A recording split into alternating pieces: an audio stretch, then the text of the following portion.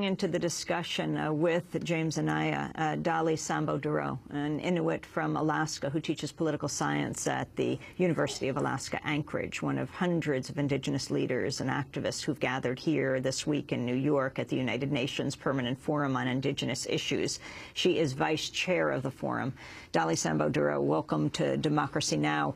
The significance of this meeting in New York and also of the recommendations that Professor Anaya is talking about will be coming out in his report.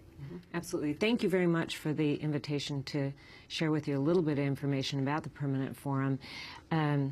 Absolutely. The fact that it's the first country visit by the UN Special Rapporteur on the Rights of Indigenous Peoples to the United States. I was fortunate enough to participate in his visit to Alaska. He spent just about 48 hours in Alaska, and as you can imagine, it's a huge territory, and unfortunately didn't have a chance to visit with all the major cultural groupings there, but I think that those who had a chance to engage with the Special Rapporteur were able to bring forward issues of relevance to all Alaskan Native people. I'd like to ask you, we had the headlines, this vote in Congress on the Violence Against Women's Act, and data shows that rates of sexual assaults against Native American women are alarmingly high, and close to 90% of reported cases, the perpetrator is a non-Native man. I want to play a clip of a video produced by Amnesty International about rape in Alaska Native communities, testimony from a woman named Louisa. Across the United States of America, Native American and Alaska Native women are 2.5 times more likely to be raped. In fact, more than 1 in 3 of them will be raped in their lifetime. Even when women such as Louisa are able to report what happened to them, convictions are rare. He got arrested for some other issue. And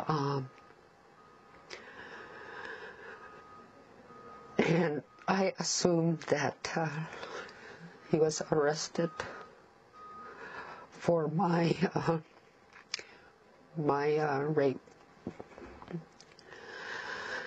But I found out that he got arrested for something else. Now, the House votes to strip protections for Native women as well as immigrants from this the Violence Against Women Act, and your sense of your reaction to that. Well, I think that this is just one example of denial of the real issues facing not only Alaska Natives, but Native Americans across the United States and Indigenous women in particular, not just in the U.S., but globally. The choice to remove funding from an urgent issue like this is just one example in a huge pile of examples as to denial of the existence of real and serious issues. With regard to violence against women, the tape that you ran and the statistics are absolutely dead on.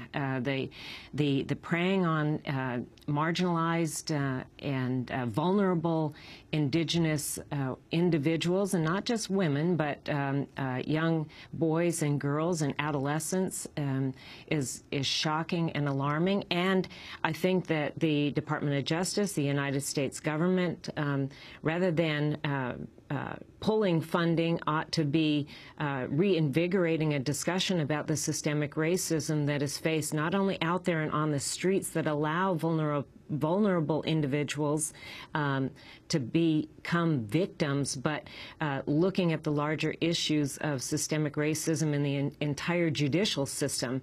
Her reference to the perpetrator being arrested for something not directly related to the rape that she suffered is just one example. But if her case continued through the courts, you would likely, in all likelihood, in all probability, see evidence of systemic racism throughout the whole judicial system, and her claim being dispensed with in a fashion that would be unjust and unfair, and really reflects an inequality of treatment solely on the basis of race. Who are the forces behind stripping Native American women, immigrant women, same-sex couples, the protections around fighting against domestic violence? Rephrase the question. Who are the forces behind it? Who pushed for this in the House? I'm unaware of who pushed for it, and I'm sure that some of the rationale would, in fact, be that, oh, you know, every budget has to be cut.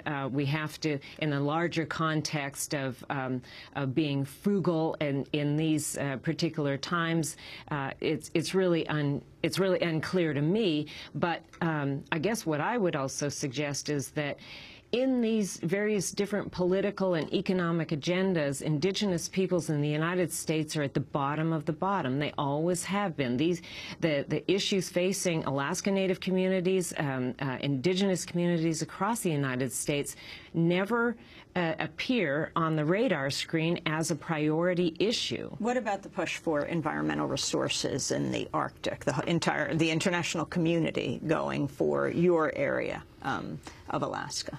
Yeah, thank you for raising that, because not only the Inuit throughout the North Slope and northwest coast of Alaska, but Arctic Indigenous peoples overall are pressured in ways that we've never seen before. And I speak in particular of our neighbors, the Russian Federation. I was at a side event that was hosted by the Russian Federation yesterday, and their basic and essential message was that the Arctic, which is the traditional homeland of the indigenous peoples, the small nations of the Russian North, ever since essentially the sea level stabilized, they're being pressured. It was referred to by the Russian Federation as the heart of the energy security of the Russian Federation. I mean, that's huge. So the rapid industrialization that their communities will face is just one example of the pressure that Indigenous peoples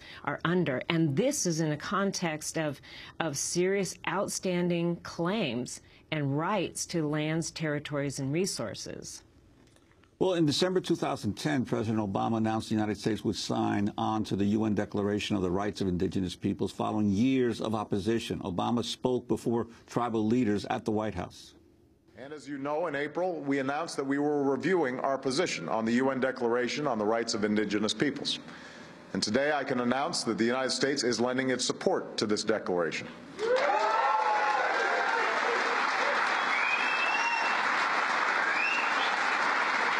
The aspirations it affirms, including the respect for the institutions and rich cultures of Native peoples, are one we must always seek to fulfill. Can you talk briefly about the significance of President Obama's announcement?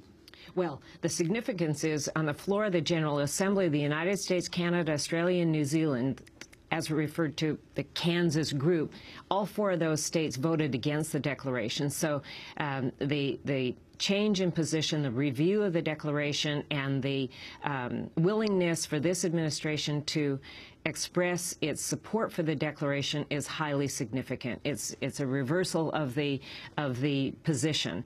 But more importantly, and I think what's more important about the statement that he gave, is that the actions, the actual implementation out there and on the ground to improve the quality of life of Indigenous peoples is what's even more important. And I think that we as Indigenous peoples in the United States need to continue pressing the U.S. government to implement in concrete and comprehensive ways.